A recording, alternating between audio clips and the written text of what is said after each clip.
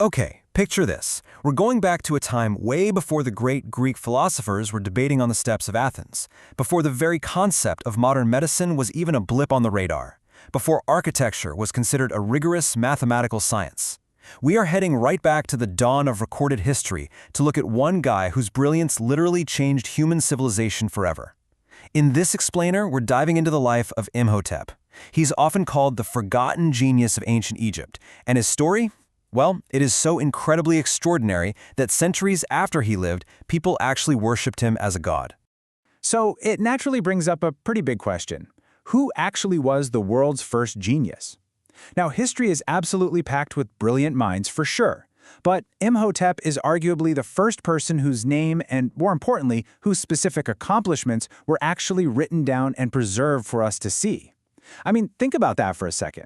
Imagine being so exceptionally gifted in the ancient world that your sheer intellect elevates you from a regular, everyday mortal to a figure of literal mythic proportions. To truly grasp the magnitude of his life, we have to talk about the sheer scale of history here. 4,600. That's how many years ago Imhotep lived. We're talking about the reign of Pharaoh Djoser in ancient Egypt, 4.5 millennia ago. To put that into perspective for a second, Imhotep is as ancient to the ancient Romans as the Romans are to us today. That is a staggering amount of time for a single person's legacy to stick around. Okay, let's dive into this, because this resume is literally off the charts. Imhotep wasn't born a king, right? And he wasn't some fierce warrior who went around conquering neighboring lands. Yet, he managed to hold this incredible array of titles: architect, physician, engineer, astronomer, priest, and royal advisor. How in the world does a commoner amass that kind of influence? By possessing a mind so rare and so incredibly versatile that the pharaoh himself basically had no choice but to place him right at his side. And this brilliantly illustrates exactly why he was so indispensable. Before Imhotep came along, the standard Egyptian tomb was what's called a mastaba, which was essentially a simple, flat rectangular structure. They did the job, but they were completely earthbound. Imhotep looked at those flat tombs and thought, what if we stack them? What if we shrink them as they go up?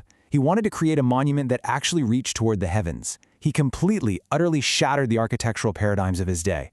That wildly ambitious vision materialized into the Step Pyramid of Saqqara. He designed the very first pyramid in human history. He didn't just build a giant tomb, he literally laid down the foundational blueprint for every single Egyptian pyramid that followed. Without this incredible first step, and yeah, pun entirely intended there, the Great Pyramid of Giza, one of the undisputed wonders of the ancient world, probably wouldn't even exist. As historians point out, this was truly the birth of monumental engineering, placing massive stone upon massive stone without the aid of any modern machinery, calculating all that immense weight distribution, creating level after level so thousands of tons of rock wouldn't just collapse in on itself. This wasn't just architecture, it was the invention of a brand new science. Imhotep basically had to invent structural engineering right there in the sand. Well, his genius definitely didn't stop with stacking stones. Let's talk about his medical prowess, specifically rational medicine. In Imhotep's time, if you got sick, it was almost universally blamed on angry spirits or some kind of magical curse. But Imhotep pioneered a completely different, totally logical approach to healing. Ancient texts describe him as a healer who studied disease logically. He carefully observed symptoms, he documented injuries, and he applied treatments based on actual evidence, not superstition. His medical genius was so wildly ahead of its time that its echoes lasted for millennia. Seriously, thousands of years later, when the Greeks, who remember had their own legendary philosophers and doctors, when they learned of his medical texts, they were completely awestruck. They actually equated him to Asclepius, their very own god of healing. Think about that for a second, having your scientific methods practically deified by a completely different, highly advanced civilization centuries later. No way, right? Now, what's really interesting about this slide is the incredible trajectory of his legacy. He starts out in 2600 BC, living his life as a mortal commoner. A brilliant one, sure, but a mortal. Fast forward a few centuries, and the Egyptians are literally worshipping him as a divine figure of wisdom and healing. And then, looking at the modern day, his logical approaches to building and the human body form the very foundations of modern science. It's an unbelievable evolution, from a human thinker to a divine legend to a cornerstone of human progress. Actually, there's a pretty beautiful irony to his whole story. Think of all the powerful pharaohs, right? The kings with their massive armies, their absolute power, their endless riches. Most of them are completely forgotten today, their royal names just disappearing into the sands of time. Yet Imhotep, a guy born a commoner, achieved true historical immortality. His towering intellect secured exactly what absolute power could not.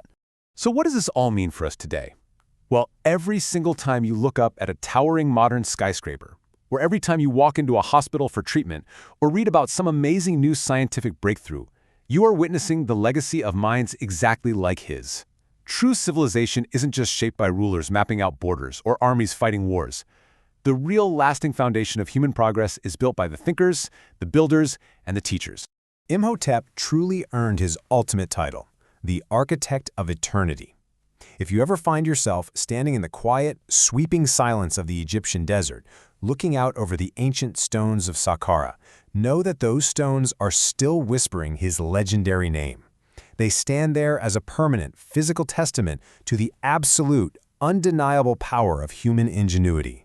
And that leaves us with one final provocative question to ponder. Which modern builders will become tomorrow's legends?